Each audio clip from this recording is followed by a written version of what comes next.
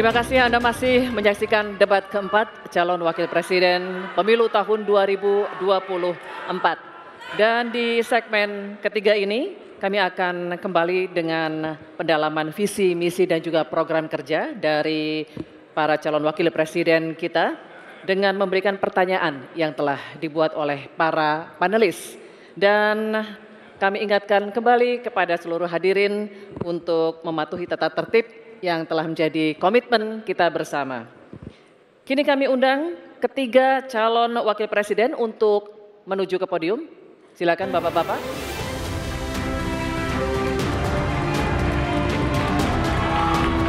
Baik. Baik. Oke. Cukup ya? Kita bisa mulai? Oke, terima kasih. Mohon kerjasamanya semuanya. Kita akan mulai segmen ketiga ini. Kami informasikan sekali lagi kepada ketiga calon wakil presiden dalam penyampaiannya untuk tetap berada di podium. Terima kasih. Untuk segmen ketiga ini, pertanyaan dimulai untuk calon wakil presiden nomor urut 3, Bapak Mahfud MD. Untuk itu kami persilakan kepada panelis, Bapak Profesor Dr. Insinyur Ridwan Yahya, untuk mengambil undian subtema pertanyaan yang ada di dalam wadah.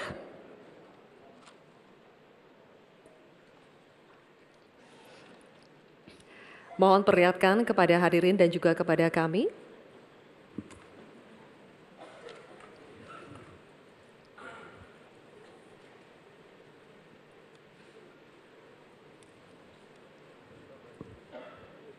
Subtemanya adalah masyarakat adat. Selanjutnya kami persilakan panelis Ibu Ruka Sombolinggi SPMA untuk mengambil undian daftar pertanyaan dari dalam wadah.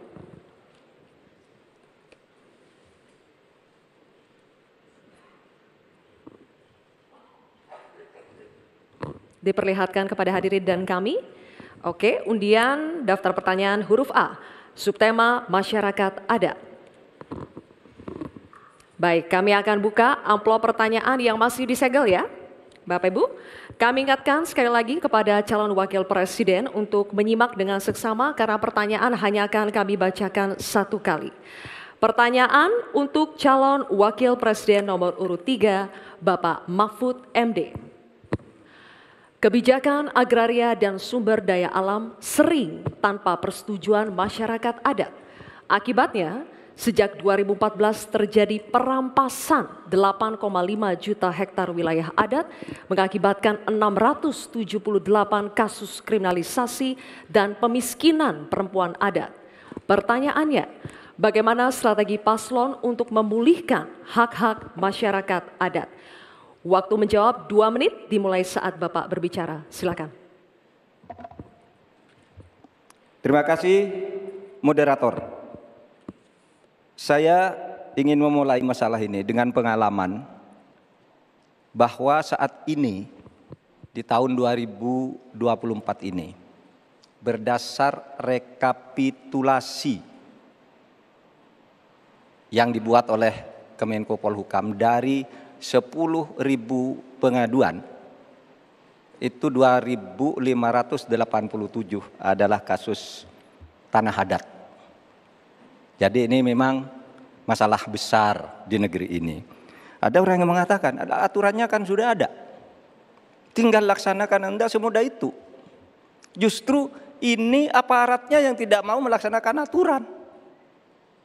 Akalnya banyak sekali.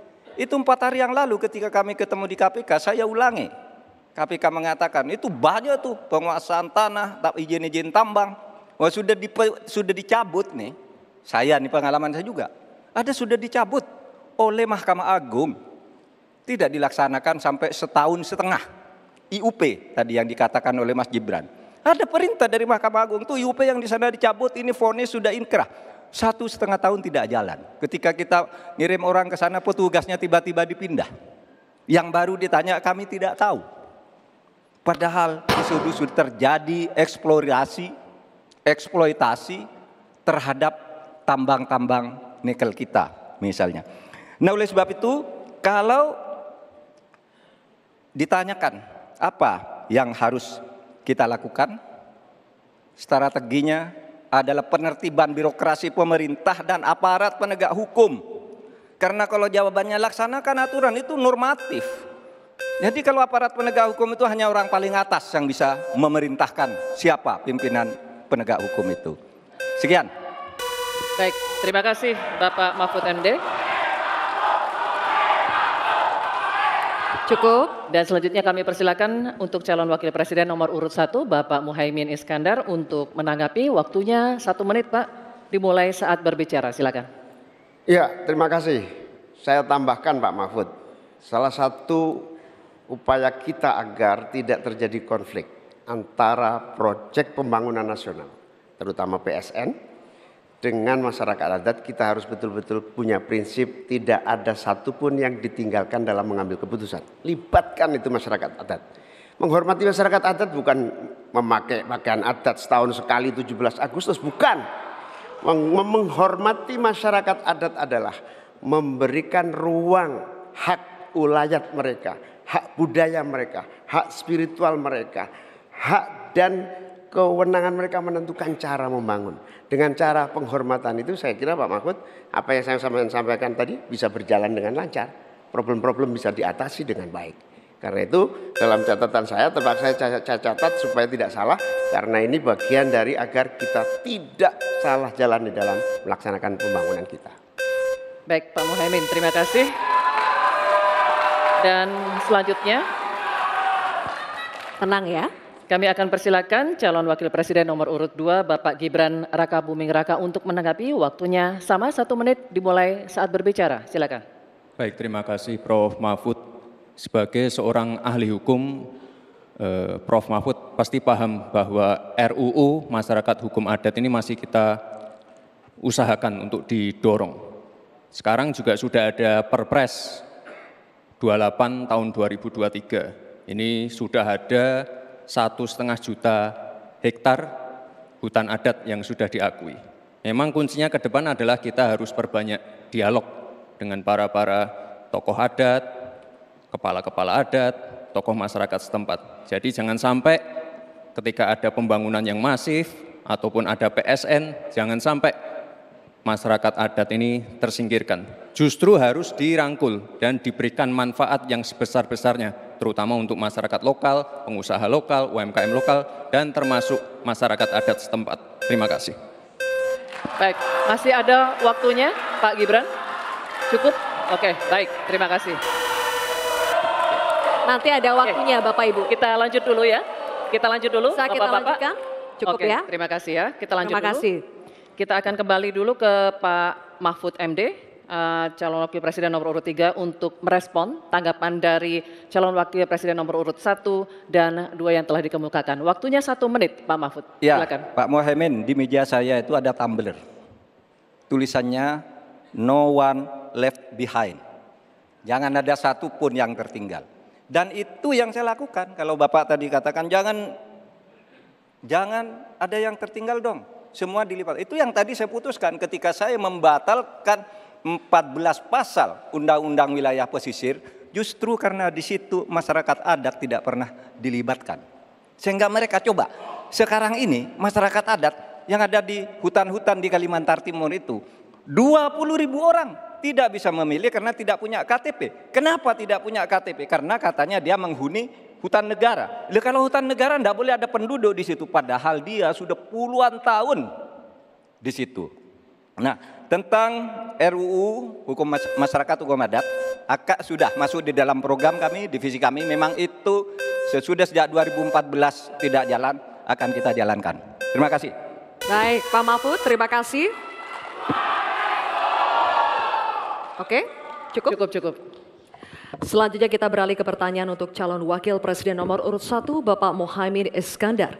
Untuk itu kami persilakan kepada panelis Bapak Profesor Sudarto PhD PhD untuk mengambil undian subtema pertanyaan dari dalam wadah.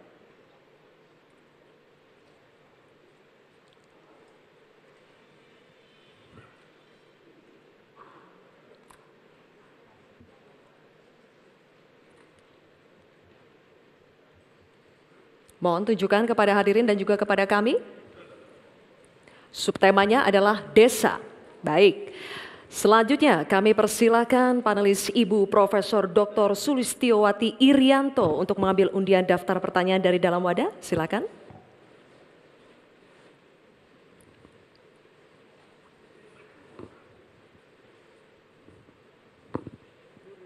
Mohon ditunjukkan kehadirin dan kepada kami.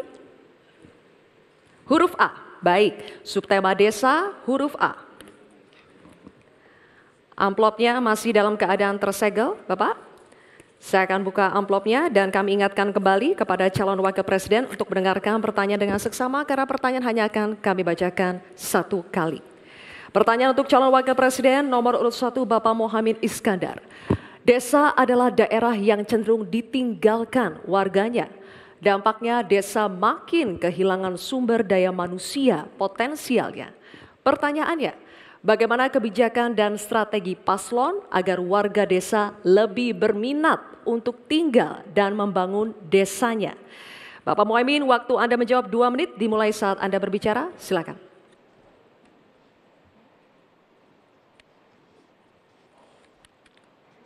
Terima kasih. Saya catat sedikit. Yang penting ini bukan catatan Mahkamah Konstitusi. Hadirin sekalian yang saya muliakan, sebetulnya diawali dari paradigma. Paradigma pembangunan kita itu apa? Dulu kita gagal zaman Orde Baru karena kita membangun dari atas. Dengan pembangunan desa, kita membangun dari bawah. Dengan pembangunan dari bawah, kita yakin akan tumbuh kehidupan kemasyarakatan, ekonomi, sosial, budaya yang akan terus terjaga dan lestari. Oleh karena itu, sejak kita mengawali undang-undang pembangunan desa yang diikuti dengan penerapan dana desa yang terus meningkat dari tahun ke tahun, akan terbangun infrastruktur dan transformasi desa dari desa tertinggal menjadi desa maju dan mandiri. Hari ini sudah 13.000 desa yang tertinggal menjadi desa tinggal, sudah menjadi desa maju, desa mandiri, sekarang tinggal 4.000 saja. Ini bukti bahwa infrastruktur kita berjalan baik, dana desa terlaksana dengan baik sehingga masyarakat desa semakin kerasan. Nanti ke depan kita akan siapkan lagi, naikkan lagi anggaran 5 miliar per desa. Agar apa? Tidak hanya infrastrukturnya yang baik, tetapi juga ada kehidupan ekonomi yang tumbuh melalui BUMDes, melalui berbagai kegiatan wirausaha yang tumbuh, pertanian, peternakan, ekonomi kreatif tumbuh di desa. Sehingga orang tertarik di desa. Jadi infrastruktur beres, pembangunan sarana prasarana tumbuh, kegiatan ekonomi memadai dan desa terjaga menjadi komunitas yang membanggakan. Sehingga masyarakat tidak lagi tertarik menjadi urbanisasi tapi juga kembali ke desa, membangun desa untuk pembangunan bangsa. Baik, terima kasih. Waktu habis. Terima kasih. Nanti ada waktunya. Bapak Ibu, Kita lanjutkan Bapak Ibu. Tenang ya. Kini kami akan persilakan calon wakil presiden nomor urut 2 Bapak Gibran Rakabuming Raka untuk menanggapi. 1 menit Bapak dimulai saat berbicara. Silakan. Nah gitu dong Gus, jangan terlalu tegang kayak waktu debat Cawapres pertama kemarin. Intinya di sini adalah bagaimana kita bisa menumbuhkan rasa sense of belonging dari masyarakat desa. Saya pernah ke Mojokerto, di situ ada desa wisata nomor 1 se-Indonesia. Kemarin dapat penghargaan dari Pak Sandiaga Uno. Intinya adalah ini adalah desa wisata dibangun dengan crowdfunding. Jadi masyarakat desa punya saham di destinasi wisata tadi. Jadi ini salah satu contoh yang baik cara bagaimana agar masyarakat desa tidak meninggalkan desa atau mencari pekerjaan di kota. Kita bangun sense of belonging, kita pengen program-program yang sudah dijalankan di Mojokerto ini juga bisa dijalankan di desa-desa yang lain. Terima kasih. Baik, waktunya masih cukup Pak Gibran? Oke. Nanti ada waktunya. Bapak Baik. Ibu, cukup? Pak, Bapak, Nanti ada cukup? waktunya, kita Cukup. lanjutkan ya. Terima kasih. Tenang ya, kita lanjutkan ya. Kita akan persilakan Tenang sekarang ya. calon wakil presiden nomor urut 3, Bapak Mahfud MD untuk menanggapi. Waktunya 1 menit, Pak Mahfud dimulai saat berbicara, silakan. Bapak Cawapres, Bapak Mohamid Iskandar, calon presiden kami, Bapak Ganjar Pranowo, punya catatan menarik tentang apa yang dilakukan untuk mengatasi hal yang tadi ditanyakan. Pertama, ada program 1000 embung, ada program desa mandiri, mandiri energi dan mandiri pangan, kemudian pembangunan irigasi.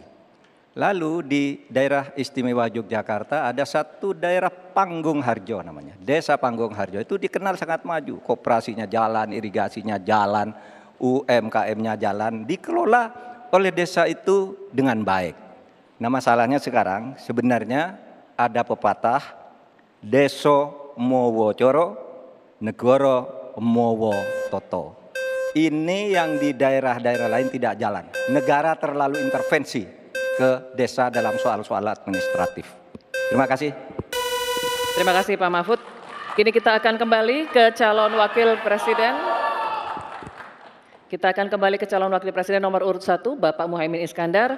Kami persilakan untuk merespon tanggapan dari cawapres nomor urut 2 dan 3 yang telah diberikan. Waktunya 1 menit, Bapak. Silakan. Ya, apa yang disampaikan Pak Gibran lebih dari upaya kita untuk menggerakkan ekonomi daerah sehingga tumbuhlah growth, tumbuhlah daya tarik. Yang lebih penting dari itu adalah desa ini harus terus diberi fasilitas insentif untuk lebih maju. Oleh karena itu, keinginan saya menambah anggaran desa minimal 5 miliar buat desa lebih maju lagi, itu betul-betul keinginan untuk mempercepat pertumbuhan ekonomi dan SDM di tingkat desa. Begitu juga yang disampaikan Pak Mahfud tadi, bahwa kearifan masyarakat desa ini harus terus dijaga.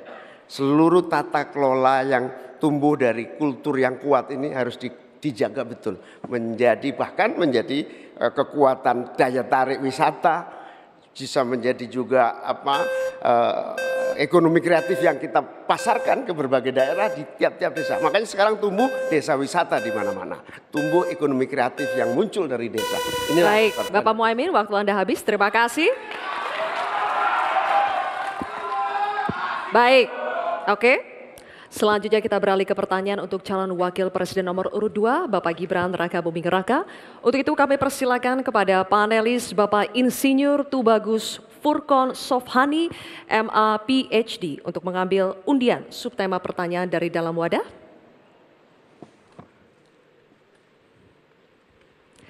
Mohon diperlihatkan kepada hadirin dan juga kepada kami.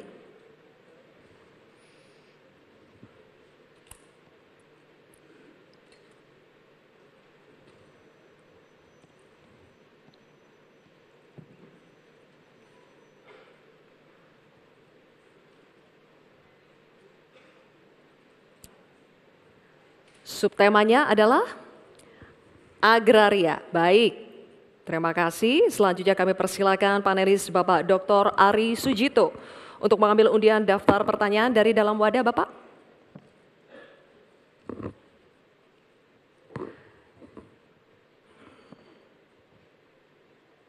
Mohon diperlihatkan kepada hadirin dan juga kepada kami. Huruf A. Oke, subtema agraria. Undian daftar pertanyaan huruf A. Masih tersegel amplop pertanyaannya. Kami ingatkan kembali bahwa pertanyaan hanya akan kami bacakan sekali. Oleh karena itu mohon disimak dengan seksama. Pertanyaan untuk calon wakil presiden nomor urut 2 Bapak Gibran Rakabuming Raka. Undang-Undang Pokok Agraria mengamanatkan reforma agraria bertujuan merombak ketimpangan penguasaan tanah, menyelesaikan konflik agraria, dan mengatasi kemiskinan. Namun, hingga saat ini reforma agraria belum berhasil diwujudkan. Pertanyaannya, bagaimana strategi paslon untuk mengembalikan tujuan reforma agraria sesuai amanat konstitusi? Waktu Bapak 2 menit dimulai ketika Anda berbicara. Silakan. Baik, terima kasih. Untuk program reforma agraria, ini akan kami kuatkan dan kami sempurnakan. Sekarang sudah ada program PTSL, sudah berhasil membagikan sekitar 110 juta sertifikat. Dulu sebelum ada program ini hanya bisa menghasilkan dan membagikan 500.000 sertifikat. Bayangkan itu butuh berapa tahun untuk menyelesaikan masalah. Lalu sekarang juga sudah ada program redistribusi tanah. Tanah-tanah ex HGU dan lain-lain disimpan di bank tanah untuk nanti diredistribusi ulang kepada para misalnya pengusaha lokal, petani lokal, dan lain-lain. Sekarang juga ada program One Map Policy. Ini sangat-sangat berguna sekali untuk mengurangi ya adanya konflik-konflik sengketa tanah, mafia tanah, dan lain-lain. Karena database-nya sudah digital, batas-batas tanahnya sudah tercapture semua di database, ini akan sangat-sangat mengurangi yang namanya mafia tanah. Sekali lagi, reforma agraria akan kita lanjutkan dan kita kuatkan, dan kemarin saya dan Pak Ganjar juga sempat mendapatkan predikat kota lengkap di kota Solo. Jadi Solo ini dari BPN sudah mendapatkan predikat kota lengkap, garis-garis batas tanah-tanah wilayahnya sudah tercapture semua, sehingga nanti akan mengurangi, sekali lagi, konflik-konflik tanah, mafia tanah, karena semuanya sudah tercapture secara digital di database-nya BPN. Kuncinya di sini adalah digitalisasi. Dan tadi kota lengkap, One Map Policy ini sangat penting sekali untuk kita bagaimana nanti menyelesaikan konflik-konflik agraria ke depan. Terima kasih. Baik, terima kasih Pak Gibran. Oke, ditahan dulu, nanti akan ada waktu. Nanti ada waktunya. Bapak Oke, Ibu, kita ada lanjut waktunya. dulu. Cukup ya? Bisa tenang? Kita lanjut dulu ya. Baik, kini kami persilakan calon wakil presiden nomor urut 3, Bapak Mahfud MD, untuk menanggapi Bapak, waktunya 1 menit dimulai Ya, dari saat berbicara. Terima kasih moderator. Jadi kalau melihat ketimpangan penguasaan tanah itu memang coba lihat bisnis sawit itu 39 hektar. Sementara hanya segelintir orang di bisnis sawit. Sementara para petani kita sebanyak 17 juta orang itu kalau dirata-ratakan itu hanya menguasai setengah hektar. Itulah sebabnya dulu ada reforma agraria yang ditugaskan kepada Presiden untuk segera dilakukan reforma. Reforma agraria itu ada 2. Ada 3. 1 legalisasi, yang kedua redistribusi, lalu yang ketiga pengembalian klaim-klaim hak atas tanah. Nah ini yang sekarang belum satu pun ada sertifikat untuk redistribusi. Yang ada itu bagus legalisasi, yaitu orang sudah punya lalu diberi sertifikatnya di situ. Yang lain belum dapat nih redistribusinya nih. Terima kasih. Baik, waktunya habis Pak Mahfud. Kini kami akan lanjutkan untuk calon wakil presiden nomor urut 1, Bapak Muhaimin Iskandar, memberikan tanggapan, waktunya 1 menit dimulai saat berbicara. Silakan. Pak Gibran harus tahu persis ya bahwa redistribusi lahan ini bukan tidak sama dengan sertifikasi. Pemerintah sebetulnya sudah memiliki Perpres 86 tahun 2018 yang menentukan lokasi prioritas reformasi agraria. Sehingga sebetulnya sederhana, laksanakan itu dengan sungguh-sungguh, maka akan terdistribusi hak-hak tanah. Kalau tadi ada pernyataan soal konstitusi, prinsip dasar distribusi tanah itu memang melekat dalam konstitusi kita. Bahwa seluruh kekayaan negara ini punya negara. Dan tugas adanya pemerintah itu adalah membagi aset tanah ini dalam reforma agraria. Sehingga sertifikat yang menjadi agenda itu sama sekali tidak masuk dalam redistribusi aset, distribusi lahan. Sehingga kita harus robah dan kita tunjukkan bahwa terjadi distribusi lahan untuk petani semakin sejahtera. Baik, waktunya habis. Mohon Cukup tenang. ya? Cukup. Nanti ada waktunya, kita lanjut dulu ya. Kita akan kembali ke calon wakil presiden nomor urut 2, Bapak Gibran Raka Buming Raka, untuk merespon tanggapan dari cawapres nomor urut 3 dan 1, waktunya 1 menit. Silakan. Baik, terima kasih Gus Muhaimin dan Prof. Mahfud. Tentunya untuk mengakselerasi proses redistribusi tanah, ini kan sudah ada MOU antara Mahkamah Agung dengan Kementerian ATR. Jadi ada sertifikasi hakim-hakim selama 40 jam diberikan pengetahuan tentang masalah-masalah tanah. Jadi sehingga ke depan bisa mempercepat dan mengakselerasi proses redistribusi tanah, terutama tanah-tanah yang masih bermasalah ataupun tanah-tanah ex-HGU yang masih bermasalah juga. Jadi ke depan yang namanya pengadilan untuk masalah pertanahan ini akan bisa diselesaikan karena sudah ada MOU antara Mahkamah Agung dan Kementerian ATR. Dan ke depan fungsi dari bank tanah akan kita optimalkan sekali lagi. Jadi permasalahannya kita selesaikan di pengadilan, masuk ke bank tanah, lalu direstribusi ulang ke para masyarakat adat setempat atau pengusaha-pengusaha lokal. Baik, waktunya habis. Saatnya kita berikan apresiasi, silakan untuk ketiga calon wakil presiden kita. Baik, pemirsa, kita akan jeda terlebih dahulu. Debat masih akan berlanjut di segmen berikutnya, di mana para calon wakil presiden akan saling tanya jawab. Untuk itu tetap di debat keempat calon wakil presiden pemilu tahun 2024.